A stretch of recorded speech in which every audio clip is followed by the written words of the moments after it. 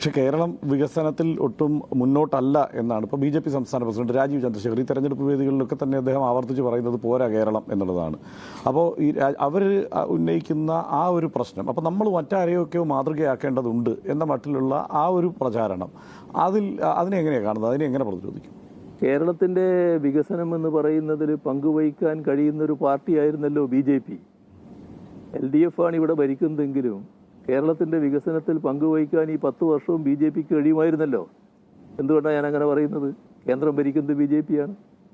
കേന്ദ്ര ഗവൺമെൻറ്റിന് ഇവിടെ കാര്യമായി സഹായിക്കാമല്ലോ. വഴിവിട്ടൊരു സഹായവും വേണ്ട, സാധാരണഗതിയിൽ സഹായിച്ചോ. നമ്മൾ ദുരന്തം നേരിട്ടല്ലോ. ദുരന്തം നേരിട്ട ഘട്ടത്തിൽ ആ ദുരന്തത്തെ സഹായിക്കാൻ തയ്യാറായോ? ഈ നൂറ്റാണ്ടിലെ മഹാപ്രളയമാണ് 2018 നമുക്ക് നേരിടേണ്ടി വന്നത്. അന്ന് സഹായിച്ചോ? ഇപ്പോൾ ഏറ്റവും ഒടുവിൽ വയനാട് ദുരന്തമുണ്ടായി, സഹായിച്ചോ?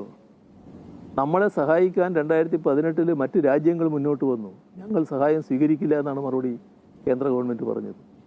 അപ്പോൾ ഒരു തരം പകയോടെയല്ലേ സമീപിച്ചത്. ഇതൊരു ഭാഗം. അതോടൊപ്പം കേരളത്തിന് അവകാശപ്പെട്ട വായ്പയെടുക്കുന്നതിനുള്ള അനുമതി നിഷേധിച്ചില്ലേ?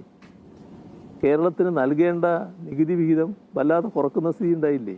ഇതൊക്കെ ഒരു ശത്രുതാപരമായ സമീപനത്തിൻ്റെ ഭാഗമല്ലേ? ഇതല്ലേ നമ്മൾ കാണേണ്ടത്. അപ്പോൾ അവർക്കെന്ത് അവകാശം കേരളത്തിൻ്റെ വികസനത്തെക്കുറിച്ച് പറയാൻ? കേരളം തകരട്ടെ എന്ന ബോധ്യത്തോടെ പ്രവർത്തിച്ചിട്ട് ആ തകർന്നില്ല എന്ന് മാത്രമല്ല, നല്ല രീതിയിൽ ലോകവും രാജ്യവും അത്ഭുതാതരങ്ങളോടെ നോക്കിക്കാണുന്ന തരത്തിൽ കേരളം വികാസം പ്രാപിച്ചു വന്നു എന്നുള്ളതല്ലേ വസ്തുത. അതിൽ നൊമ്പരപ്പെട്ടിട്ട് കാര്യമില്ല എന്നാണ് പറയാനുള്ളത്. ഒരു കാര്യം കൂടി, നമ്മുടെ ഇപ്പോൾ ഹൈവേയുടെ ഉദ്ഘാടനം അത് CM അതിൽ പങ്കെടുക്കാത്ത ഒരു സാഹചര്യം അവിടെ രൂപപ്പെട്ടു.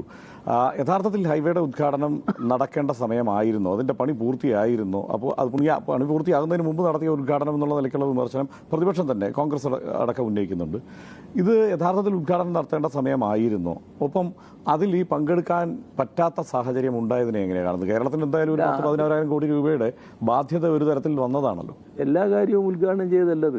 ഉദ്ഘാടനം ചെയ്ത് തലപ്പാടി എന്ന് തുടങ്ങുന്ന ആ ഭാഗം, ആ റീച്ച്, പിന്നെ കോഴിക്കോടുള്ള ബൈപ്പാസ്, ഇതൊക്കെയാണ് ഉദ്ഘാടനം ചെയ്തത്. അതിൽ നേരത്തെ ഞങ്ങൾ ഗഡ്കരിയായിട്ട് ചർച്ച ചെയ്യുമ്പോൾ കുറേ അധികം റീച്ചുകൾ ഉദ്ഘാടനം ചെയ്യാൻ കഴിയുമെന്ന് കണ്ടു. ജനുവരി മാസം തന്നെ, അത് ജനുവരിയിൽ തന്നെ ഗഡ്കരി വന്ന് ഉദ്ഘാടനം ചെയ്യാമെന്നായിരുന്നു പറഞ്ഞിരുന്നത്. പിന്നെ അവരുടെ ധാരണ അനുസരിച്ച് അത് പ്രൈം മിനിസ്റ്ററായി തെറ്റൊന്നുമില്ല. പ്രൈം മിനിസ്റ്റർ ഉദ്ഘാടനം ചെയ്യാൻ പറ്റുന്നൊരു പദ്ധതി തന്നെയാണല്ലോ. അതിൽ സാധാരണ നിലക്ക് ആ പരിപാടി വെച്ചപ്പോൾ ആ ദിവസം എനിക്ക് അവിടെ പോകാൻ കഴിയുമായിരുന്നില്ല.